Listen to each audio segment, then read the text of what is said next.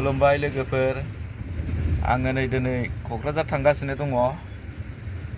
क'क्राझार थांनायनि जेनाखि जाहोन बेनो जाहैबाय जोंना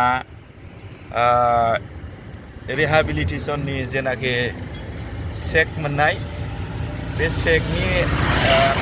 माबाया जाहैबाय फैसाया जाहैबाय माने 3,20,000 लन हिसाबै लाग्रोदों दा बे लन हिसाबै लाग्रोनायनि बेलायावनो 13,114 थाखा बेबायदि दानजानाय जादों दा बेखौनो मानि थाखाय दानजादों बेखौनो थांनायनो नागिरदोंमोन दा लोगोसे बेंकआबो दिनै बन्द थागोन ना खुला थागोन बेखौ मिथिया अब्लाबो जोङो थांनायनो आवगायदों दा बेयाव मानि जाहोननि थाखाय दानदों बेखौ सहैबासो मिथिसिगोन दा खोथाया बेनो 13,114 सोरनाबा 25,000सिम दा 13,000 खरि सासेयाव जुदि दानोबा 590 जनजों खमावनो 76,40,000 जायो बेखौ दा जोङो कनफार्म जाथ'वाखै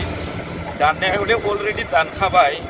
अब्लाबो जोङो सोंफाम नायनायफोर बादि जाया नालाय मानि थाखाय दानदों जाहोन मा दङ मा खोथा दङ बेफोरबादिखौ जोङो डिटेल्स मिथिग्रोनानै लाहैनायफोर बादि जाया आरो बे हिसाबैनो जोङो थांगासिनो दङ क'क्राझार स्टेट बेंकआव दा 590 जन जेनाखि 4 लाख बेनि सार्टिफिकेटखौ मोनबाय दा बेजों लोगोसे सासेयाव 13,000 खरि दानोब्ला 76 लाख आरो 40,000 बे जाहैयो आरो दा मानि जाहोनाव दानदों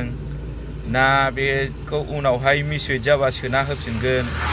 बेनो माने साफ्रोमबोनि गोसोआवहाय माने बेले बेजे लाबोगासिनो दङ आङो दिनै नै बेटारि गारियाव दङ बे आंनिनो बेटारि गारि दा बेजोंनो आङो थांगासिनो दङ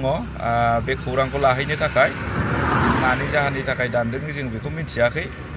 डिटेल्स मिथिखांनायनि उनावहाय होमबा जोङो लाइभआव फैगोन मिडियानि गेजेरजों जों बुंगोन आरो जोङो बेखौनो सरखारनिसिमबो जोङो खावलायगोन मानो होनना बुङोबा बिथांमोनहा जोंनो जेनाखि होखानाय रिहेबिलिटेशन बा अनसुंथाइ बे अनसुंथाइनिफ्राय बिथांमोनहा बोखानानै लायालासिनो गासिनिबो गोसोखौ गोजोन आङो दिनै बेखौनो बिथांमोननिसिम खावलायहरो लोगोसे बे चेनेला आंनिनो अननानै बयबो साबस्क्राइब खालामजोब उनफ्राव मोजां